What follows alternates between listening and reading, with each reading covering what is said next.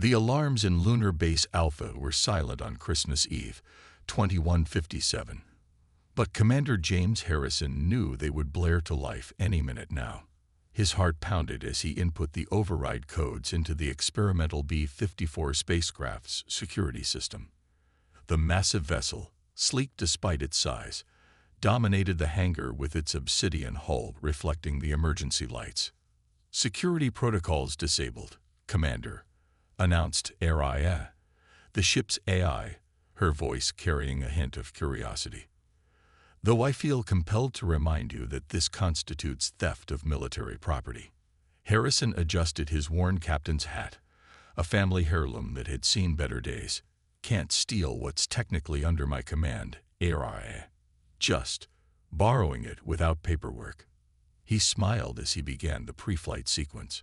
The B-54's engines hummed to life, a sound that reminded him of distant thunder. "The colony on New Hope won't survive another week without supplies," Harrison continued, his voice firm with conviction. "Command's bureaucracy would take a month to approve this mission. Sometimes Christmas miracles need a little help."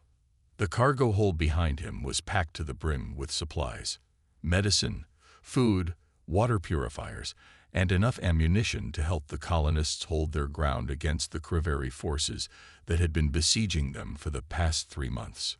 The alien race had appeared seemingly out of nowhere, claiming New Hope was within their territory. Their ships blockaded the colony, preventing any official relief missions from reaching the surface. Harrison reached into his pocket and pulled out a small red beacon, attaching it to the ship's nose. "Araya, register new designation, Rudolph." "Interesting choice," Araya remarked, "though I fail to see how a reference to Earth Christmas folklore will aid our mission." "Sometimes the best disguise is the one so obvious nobody would believe it's real," Harrison replied, initiating the launch sequence. "Plus, it's Christmas Eve. Let's embrace the spirit." The hangar doors began to open above them, revealing Earth's star-filled sky. Harrison's fingers danced across the controls, years of combat pilot experience guiding his movements.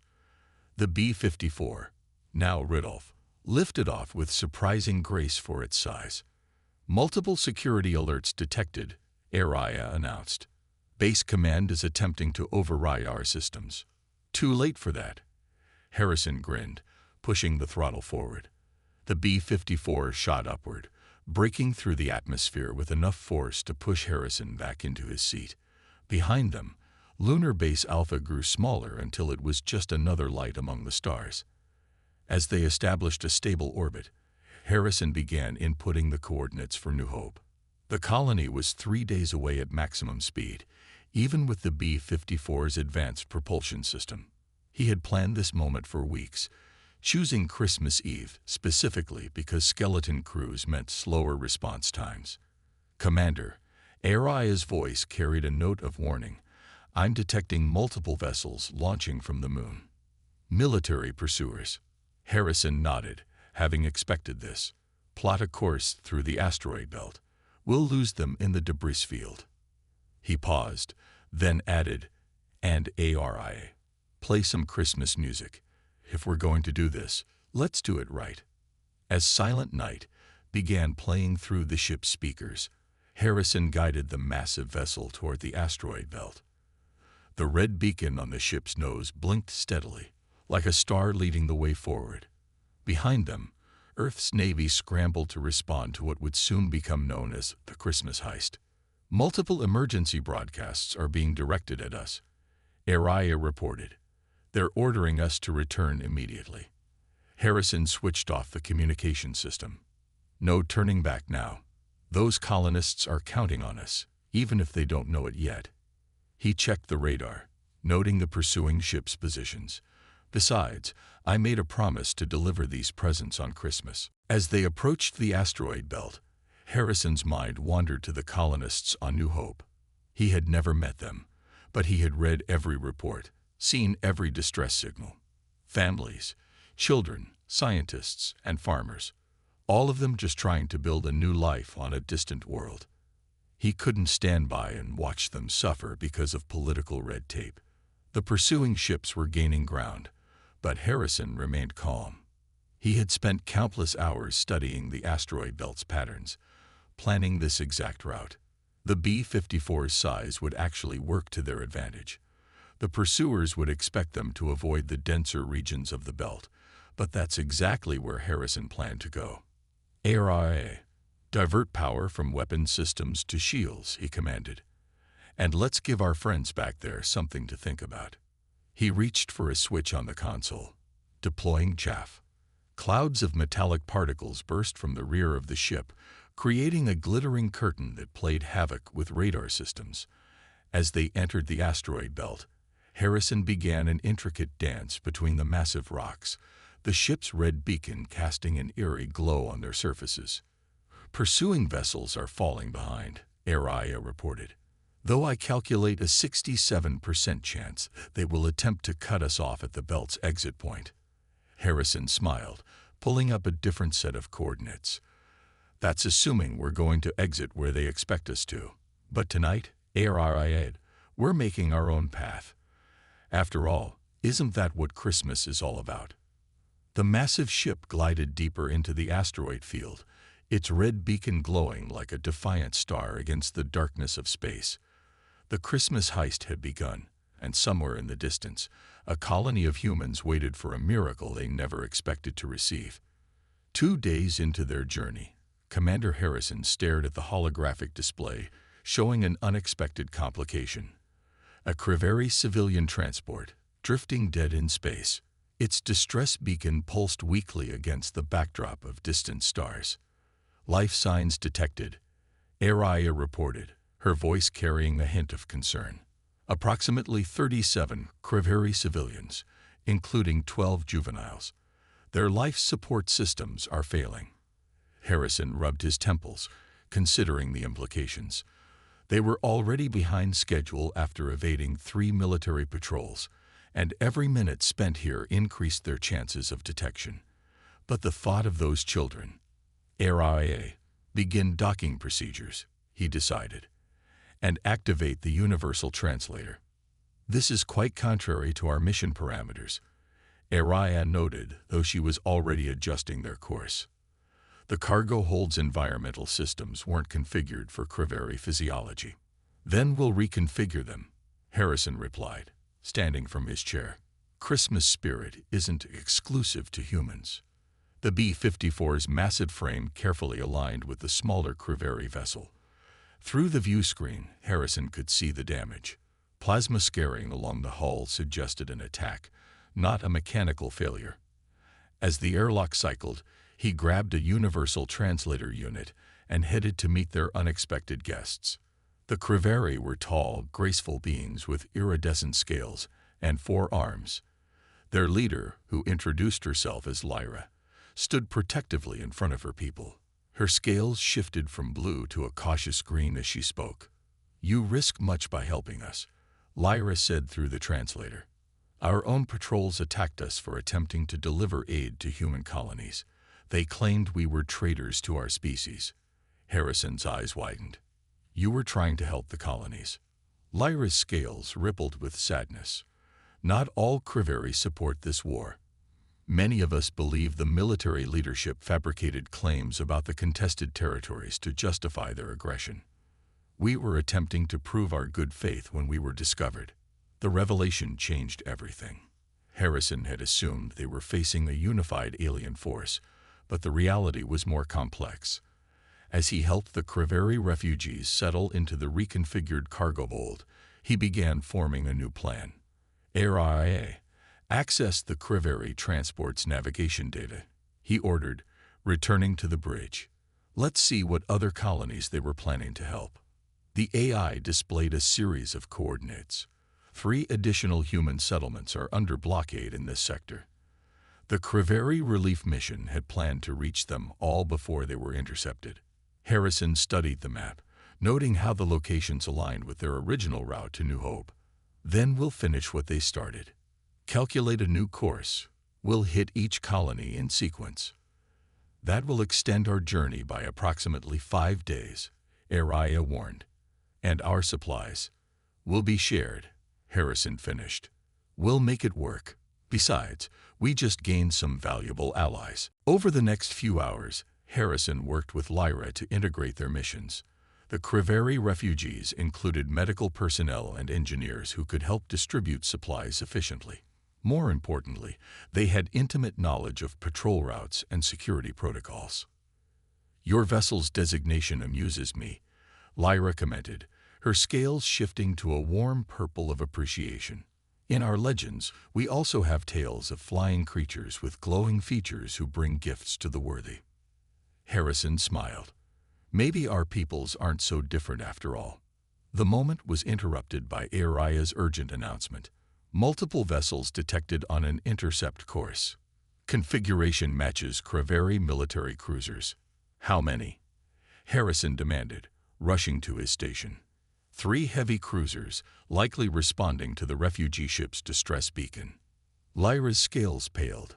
"Those are execution vessels. They're not here to rescue anyone." Harrison's jaw set with determination. "Aria, power up the defense systems. Lyra, get your people secured in the cargo hold." He paused, then added, "And someone cue up Carol of the Bells. If we're going to fight on Christmas, we might as well have appropriate music." The pursuing cruisers were faster but less maneuverable than the B54. Harrison used this to his advantage, leading them into a dense debris field from an old mining operation. The Christmas music added a surreal backdrop to the chase, its dramatic crescendos matching their desperate maneuvers. Shields at 82%, Aria reported as energy blasts illuminated the space around them. "They're attempting to disable our engines."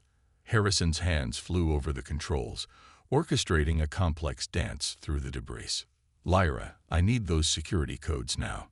The Criveri woman had insisted on staying on the bridge, her 4 arms operating auxiliary systems with remarkable efficiency. "Transmitting false identification now. It should buy us a few moments of confusion." The pursuing ships hesitated as their systems suddenly identified the B54 as a high-ranking military transport. Harrison seized the opportunity, diving beneath a massive piece of orbital wreckage and cutting power to non-essential systems. "They're breaking off pursuit," Aria announced after several tense minutes, "though I suspect they'll soon realize the deception." Harrison released a breath he hadn't realized he was holding. "By then, we'll be long gone. Plot a course to the first colony, maximum speed." He turned to Lyra, whose scales had returned to their normal blue. "Your people just helped save this mission. I'd say that makes us official partners." "Partners," Lyra agreed, her translator conveying the warmth in her voice. "Though I must ask, what is this Christmas you keep referring to?" As they accelerated toward their first destination, Harrison began explaining Earth's holiday traditions. The bridge filled with the sound of curious questions and thoughtful answers, punctuated by Aria's occasional cultural clarifications. Meanwhile, the red beacon continued to pulse steadily on the ship's nose, now guiding not just a stolen vessel, but a symbol of unexpected unity toward those who needed help most. The first human colony came into view as a cluster of geodesic domes on a rust-colored planet. Haven Outpost, population 300, had been under blockade for 2 months.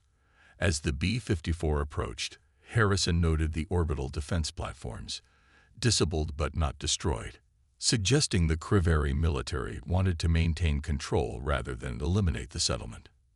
Detecting active scanning from the surface, Aria announced, "They're likely wondering why a massive ship with a glowing red nose is approaching their position.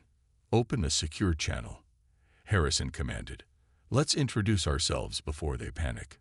The response was immediate and suspicious. "Unidentified vessel, this is Haven Outpost.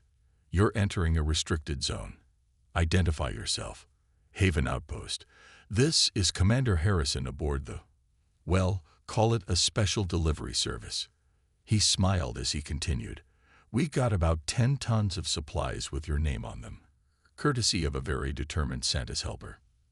There was a long pause before the colony responded, their voice cautious but hopeful. "Commander, did you say supplies? Food, medicine, water purifiers, everything on your last distress calls wish list. Plus, he glanced at Lyra, who nodded encouragingly. We got some friends who can help you upgrade your defense systems against future blockades. The next hour was organized chaos as they coordinated the delivery. The B-54's size meant they couldn't land, so they used shuttle pods piloted by Lyra's engineers. Harrison watched from the bridge as human colonists worked alongside Kragari refugees, their initial shock giving way to grateful cooperation. "Commander," Arai interrupted his thoughts, "I'm detecting unusual activity in the upper atmosphere. The orbital platforms are powering up." Harrison straightened in his chair. "I thought they were disabled." "They were," Lyra confirmed, her scales shifting to an alarmed red. "This is a remote activation. Military command must have detected us. How long until the platforms are fully operational?" 7 minutes, Araya calculated.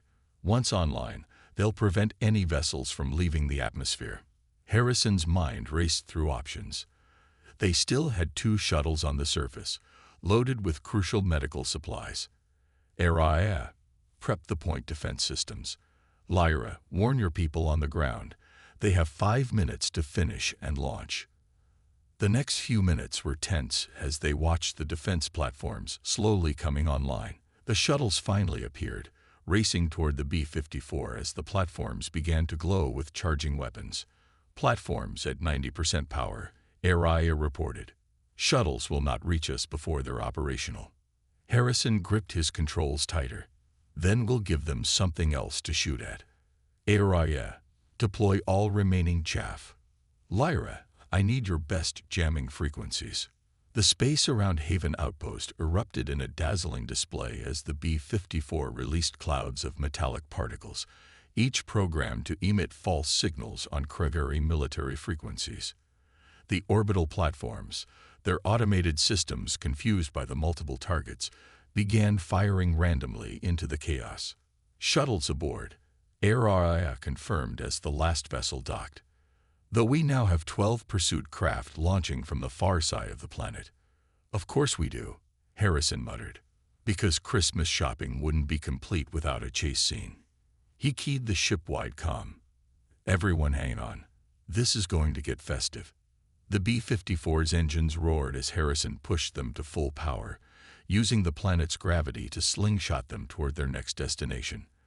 Behind them, the pursuit craft struggled to follow through the spreading cloud of chaff and false signals.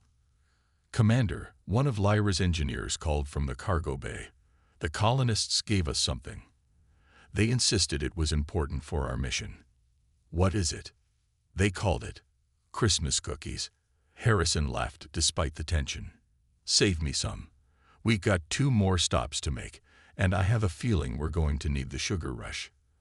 As they accelerated away from Haven Outpost, Harrison reviewed their remaining supplies.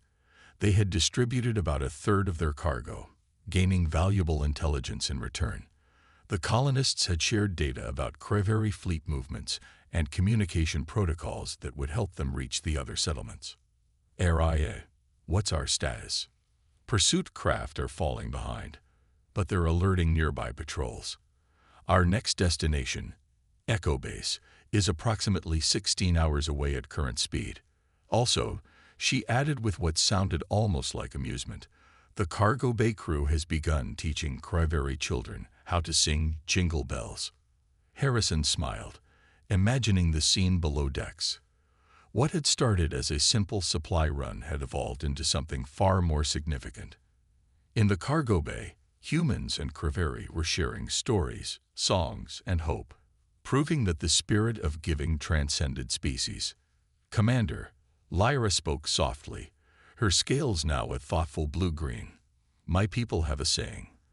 The brightest stars shine in the darkest spaces. I believe I understand now why you chose this time for your mission. This Christmas of yours. It's not just about the gifts, is it?" "No," Harrison agreed, watching the stars streak by. "It's about believing that even in the darkest times, we can create light together." He checked their course, the red beacon still pulsing steadily ahead. Now let's see what other miracles we can deliver before this holiday is over. Echo Base proved more challenging than Haven Outpost. As the B54 approached the ice planet, they found a Kriveri battlecruiser already in orbit, its massive form casting long shadows across the frozen landscape below. "Well, that complicates things," Harrison muttered, studying the tactical display. Area analysis. The battlecruiser Relentless, the AI responded.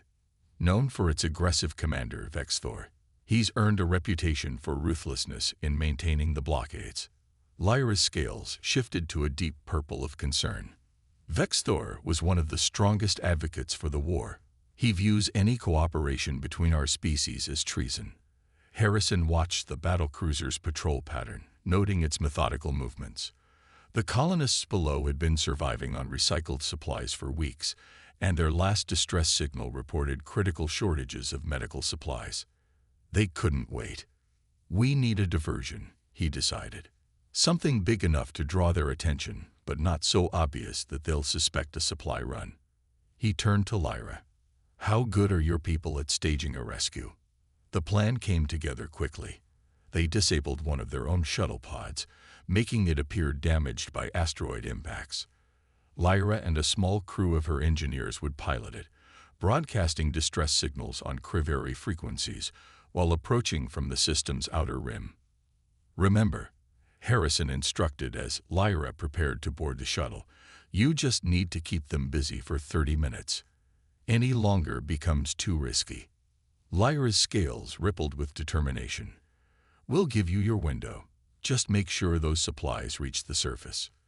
The operation began smoothly. The shuttle's appearance drew immediate attention from the Relentless, especially when their distress calls hinted at classified intelligence about human fleet movements. As the battlecruiser moved to intercept, Harrison piloted the B54 into the planet's shadow. "Beginning atmospheric entry," Araya announced. "Terminal velocity in 45 seconds.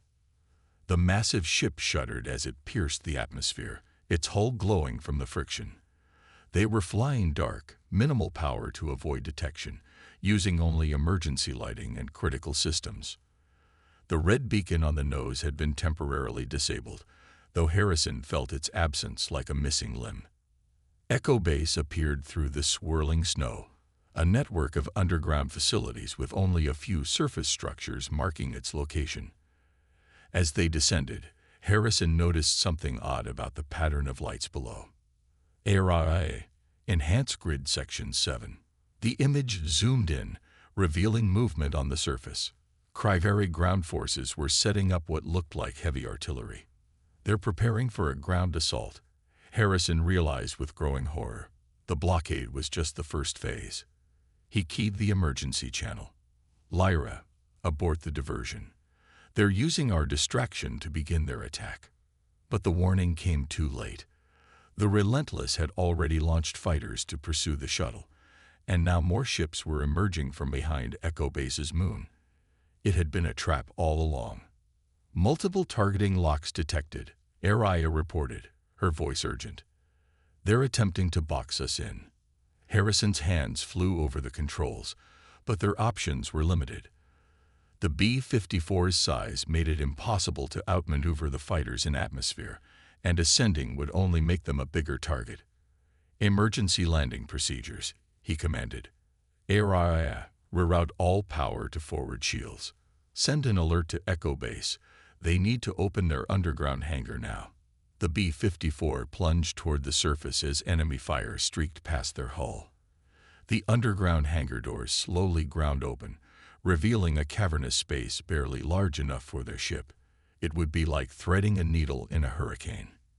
"Impact in 15 seconds," Araya announced. "Hangar clearance is insufficient for standard landing procedures." Harrison gritted his teeth. Who said anything about standard? He fired the emergency retro-thrusters, tilting the massive ship nearly vertical as they descended. The B-54 screamed in protest as metal scraped against metal, but they made it inside just as the hangar doors sealed behind them. The landing was more of a controlled crash, but they were down. Harrison was out of his chair before the echoes stopped reverberating through the hangar, already coordinating with the colony's defense forces. Above them, they could hear the muffled sounds of artillery fire. "Commander," Lyra's voice crackled through the comm. "We've evaded the fighters, but the Relentless is preparing to bombard the surface. They're targeting the main power generators." Harrison looked around the hangar, seeing the scared faces of colonists mixed with his own crew and the Kriveri refugees. They had come to deliver supplies, but now they were caught in the middle of an invasion. "Araya, what's the status of our weapon systems?" "Operational, but not designed for ground-to-space combat." Harrison nodded grimly. "Then we'll have to get creative. Tell everyone to gather in the cargo bay. We're going to need every hand for what comes next." "And ARI." "Yes, Commander. Turn that red beacon back on. If we're going to face impossible odds on Christmas Eve, we might as well do it with style." The underground hangar of Echo Base had become an impromptu war room. Harrison stood before a mixed crowd of humans and Kriveri, their differences forgotten in the face of immediate danger. The base's shields were holding against the orbital bombardment, but they wouldn't last forever.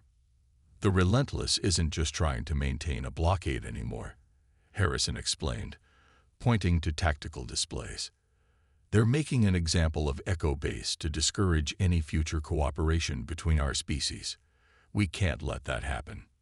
"But how can we fight a battle cruiser from the ground?" asked Colonel Reed, Echo Base's commander. Her face showed the strain of weeks under siege. Harrison smiled, gesturing to the B54. "We got something they don't expect. A Christmas miracle in the making." "Lyra, tell them what your engineers discovered." The Kriveri woman stepped forward, her scales shimmering with excitement. "The B54's experimental drive system creates a unique energy signature. With modifications, we could amplify it to disrupt their targeting systems. But we'd need to get much closer to the Relentless. And we'd only get one shot at this," Harrison added. "The power surge would burn out our engines. But if it works, it would give the colony time to evacuate," Reed finished. "But you'd be stranded up there." The hangar fell silent as the implications sank in. Above them, another bombardment shook the ceiling, sending dust cascading down. Harrison looked at his crew, at the refugees they'd rescued, at the colonists they'd come to save. In their faces, he saw not fear, but determination. "Area, what's our probability of success?" "Calculating multiple variables," the AI responded. "Approximately 23% chance of success." However, she paused, something she'd never done before. "My calculations suggest that improbable events become more likely on Christmas Eve." A laugh rippled through the crowd, breaking the tension. Harrison nodded, his decision made. "Colonel, begin your evacuation preparations. Everyone else, we've got work to do." The next 2 hours were a blur of activity. Kriveri engineers worked alongside human technicians, modifying the B54 systems. The cargo bay was converted into an emergency shuttle bay, with every available spacecraft prepped for the evacuation. Through it all, the red beacon on the ship's nose continued to pulse, a defiant signal against the darkness. "Modifications complete," Lyra reported, her scales now a determined gold. "But Commander, once we initiate the power surge, the ship's internal systems will begin to fail. Life support will be compromised." Harrison checked the tactical display one last time. The Relentless had moved into a lower orbit, confident in its superiority. "Then we'll have to time this perfectly. Araya, plot an intercept course that keeps us in their blind spot until the last possible moment." Course plotted. Though I feel compelled to point out that this plan technically violates several laws of physics. "It's Christmas," Harrison grinned. "Physics can take a holiday." As the evacuation began, Harrison made his way to the bridge, surprised to find Lyra following him. "Your people need you with them," he said softly. "My place is here," she replied. "Besides, someone needs to make sure you survive to explain this Santa Claus concept properly." The launch sequence began. the massive hangar doors grinding open to reveal a sky filled with weapons fire. The B54 rose on its remaining power, its red beacon blazing like a challenge to the stars themselves. Multiple enemy fighters detected, Araya announced. The Relentless is launching a full interceptor screen. Let them come, Harrison said, his hand steady on the controls. Everyone ready. Lyra took her station, her 4 arms moving across multiple control panels. Ready. Araya. All systems prepared, Commander. Though I should note that this is either the bravest or most foolish thing I have ever been part of. Those often look the same from the outside. Harrison took a deep breath. Begin power surge sequence. And let's give them a proper Christmas greeting. The B-54's speakers crackled to life, broadcasting across all frequencies as they rose through the atmosphere. The sound of Carol of the Bells echoed through space, growing in intensity as they approached the Relentless. The battlecruiser's guns opened fire, but the B-54's erratic energy signature was already affecting their targeting systems. Shots that should have been direct hits went wide, creating a spectacular light show against Echo-based shields. Power surge at 80%, Araya reported. Hull integrity failing. Just a little closer, Harrison muttered, watching as the Relentless grew larger in their viewport. At this range, he could see the confusion on the bridge as their systems went haywire. Now, Lyra shouted. Harrison slammed the final sequence, and the B-54 released all its accumulated energy in one massive burst. The surge rippled through space, overloading the Relentless's systems and causing their weapons to go dark. In the same moment, the B-54's engines died, leaving them drifting in space. But they weren't alone. From the surface, dozens of evacuation ships launched, protected by the Relentless's temporary blindness. Among them were ships carrying both human colonists and Creveri refugees, all fleeing together toward safety. Hull breach on Deck 3, Araya reported calmly. Life support failing. However, Commander, I'm detecting new signals approaching. Many of them. Harrison looked up as new ships appeared from jump points around the planet. Earth Navy vessels, responding to their distress calls. And among them, remarkably, were ships bearing the insignia of the Creveri resistance. It seems, Lyra observed, her scales shifting to a joyful blue, that we were not the only ones who chose today to take a stand. As rescue ships approached their position, Harrison watched the evacuation ships disappear into jump points, carrying their precious cargo of hope and unity to safety. The red beacon, somehow still functioning, pulsed one last time before going dark. Commander, ARIA spoke softly. It's midnight Earth Standard Time. Technically, it's now Christmas Day. Harrison smiled, reaching out to take Lyra's hand as their rescuers approached. And look at that. Everyone got their gift delivered right on time. The B-54, battered but unbeaten, drifted in space as a symbol of what could be achieved when different peoples came together. Its red beacon might have gone dark, but the light it had helped create, the light of understanding between two species, would shine far longer than any physical signal ever could. In the years that followed, the Christmas heist would become legend among both humans and Creveri, a story told to children about how the spirit of giving crossed the boundaries of space and species, and on Earth and Creveri colonies alike, it became tradition to place a red light in one's window on Christmas Eve, a reminder that hope often comes in unexpected packages, delivered by those brave enough to believe in miracles.